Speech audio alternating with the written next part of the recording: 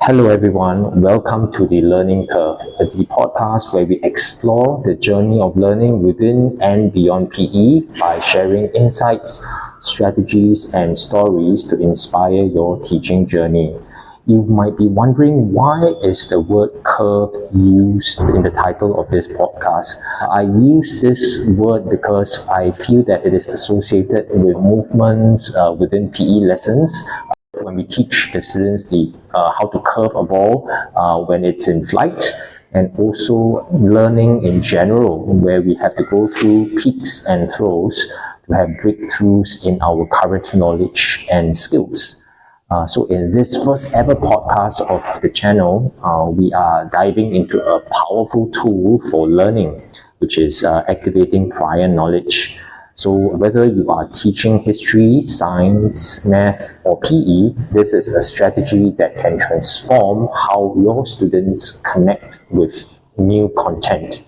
I had a recent interview with a friend and colleague, Francis Tang, on this topic, and he inspired me to start my own podcast to curate my thoughts and reflections about teaching and learning.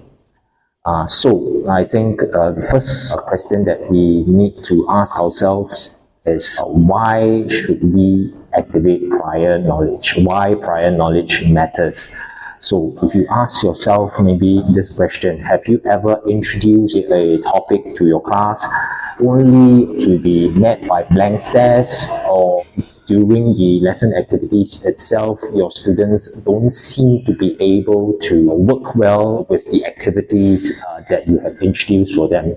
So I think basically it is not students not capable. I think it's the fact that they're missing the bridge between what they already know and the new information that you're sharing for them to grapple with.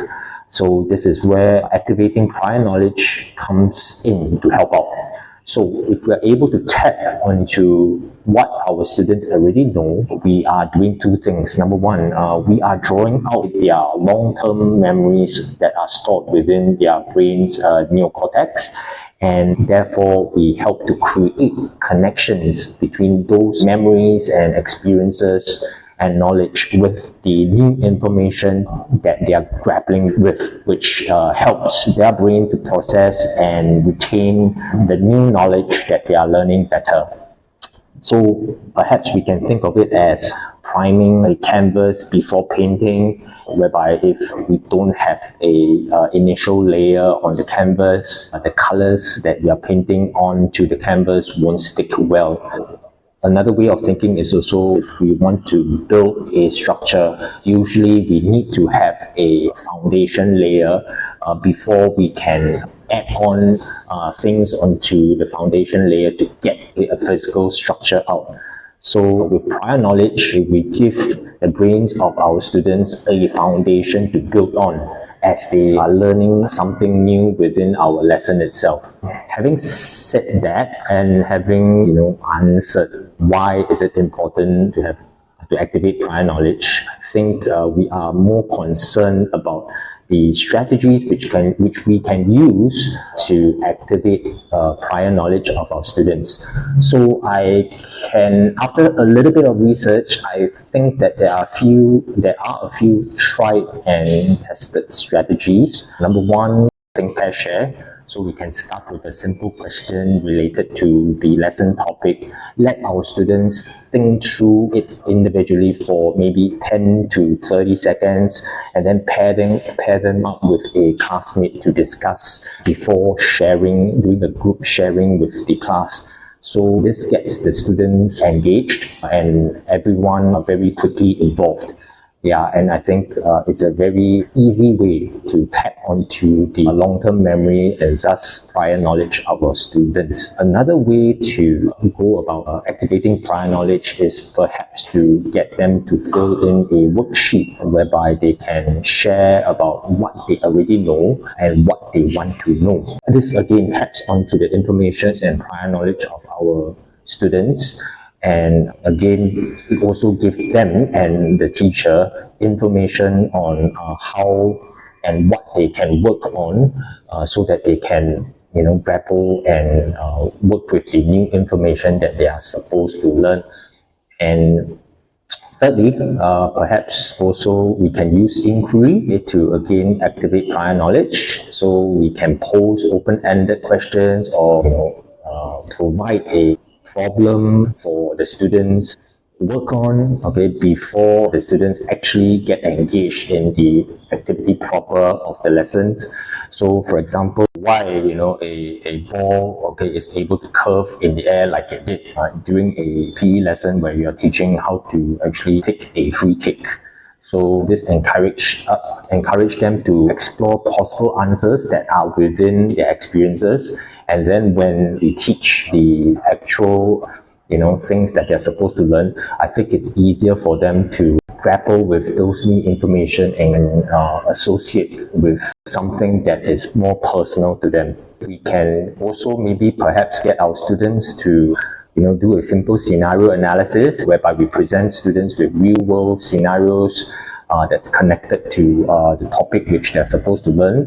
So for instance, in PE, maybe we show a quick video clip on how a really good basketball player was able to dribble past the defenders very well, and then invite our students to think of the probable reasons why was it successful for that particular basketballer to have done so in the video.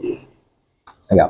So I think these are simple things which we can do to make the learning of our students a little bit more active, and instead of being passive where they are just expected to absorb the reasons, the facts that is being thrown and fed to them by the teacher.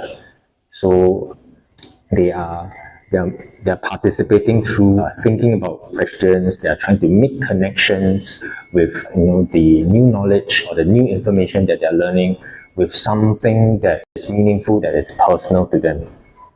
So how does this impact the learning of our students? So like I said, when we activate prior knowledge, we are not just helping the students to remember facts. We are empowering them to take ownership of their learning, and they are actively making associations with what they are supposed to learn with something that is relevant to what they may know and what they have experienced before.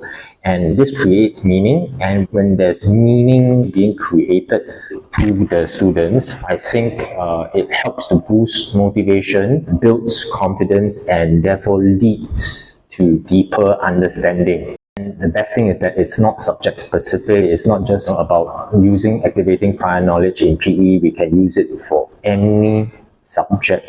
So hopefully, as you plan for your next lesson, try to think about how you can tap into what your students already know. And sometimes the key to unlocking the students' potential is by simply asking, what do you already know about this? Just simply asking them a simple question to try to elicit their personal prior experiences or knowledge, so that the information comes out for himself, for his peers, and for you as the teacher to work with as the students engage in the learning activity proper during the lesson. Alright, I think that's about all I have to share for my first ever podcast, and thank you so much for tuning in and joining us next time as we explore more ways to empower our students. Until then, keep inspiring and keep learning. Thank you very much.